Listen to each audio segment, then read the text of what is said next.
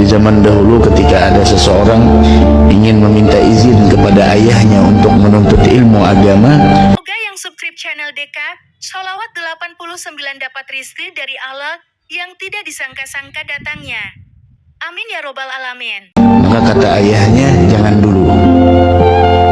Sebelum engkau berangkat untuk menuntut ilmu agama, tolong engkau pergi ke pasar dan bawa ke sini orang yang menurutmu adalah orang tersebut adalah orang yang hina. Coba jalan ke pasar, keliling, bawa ke sini orang yang menurutmu adalah dia orang yang paling hina. Kalau engkau mampu menemukannya, silahkan berangkat untuk menuntut ilmu agama. Keluar sang anak dengan semangatnya mencari orang yang lebih hina. Dia cari, masuk ke pasar, ada lihat orang ini, seakan-akan orang ini orang yang pakaiannya compang-camping, asy'as aghbar, penuh dengan debu. Kemudian dia kayaknya ini orang yang paling hina di pasar ini. Ketika dia ingin membawa, astagfirullahaladzim, kenapa saya ingin membawa orang yang semacam ini? Bukankah Allah mengatakan melalui lisan Nabi Muhammad SAW, Rasul bersabda, rubba asy'as aghbar. Berapa banyak orang yang penuh dengan debu, pakaiannya tidak teratur, compang-camping, lau aqsama 'ala Allah, yang tidak dipedulikan oleh orang lain. Seandainya jika dia meminta kepada Allah, permintaannya bakal dikabulkan. Saya tidak mungkin menyangka ini lebih hina. Saya tidak mungkin menilai kemuliaan dari sebuah pakaian. Saya tidak mungkin mengukur kemuliaan dari sebuah penampilan.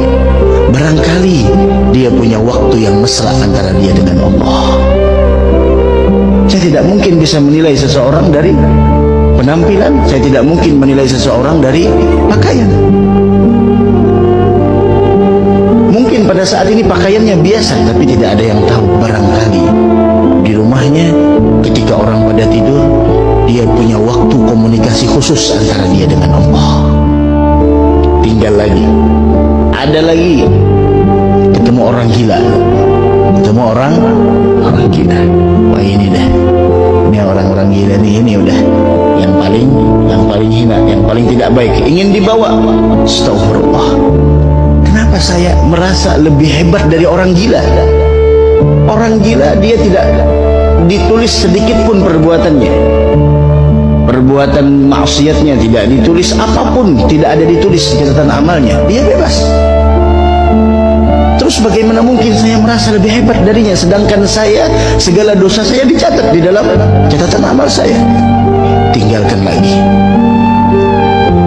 putar di pasar sampai hampir seharian penuh tidak dapat. Ketika sepulangnya ketemu dengan anjing. Oh ini anjing, oh kayaknya ini nih makhluk yang terhina di permukaan bumi ini. Diikat tuh anjing.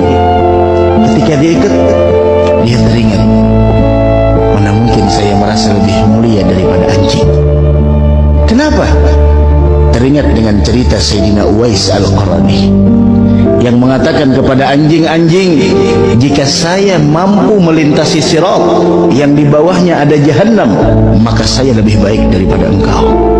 Tapi jika saya nantinya gagal melintasi sirat, maka engkau kedudukannya lebih mulia dari saya. Teringat akan hal itu, udah angkat tangan dia, datang kepada ayahnya, wahai abah, saya tidak menemukan makhluk ciptaan Allah yang paling hina. Saya lihat semuanya adalah orang-orang mulia. Apa kata ayahnya? Sekarang pergilah engkau menuntut ilmu. Sekarang pergilah engkau menuntut ilmu. Ketika engkau tidak merasa dirimu lebih hebat dari orang lain, ilmu bakal masuk ke dalam hatimu. Sehingga Sayyidi Syekh Abi Bakar bin Salim Fakhrul Wujud, beliau ketika disuruh memilih antara ilmu dengan kebersihan hati, beliau memilih kebersihan hati dan ilmu. Bukan ilmu dan kebersihan hati, tapi kebersihan hati bersama ilmu. Kenapa? Karena tidak sedikit orang yang punya ilmu hatinya busuk.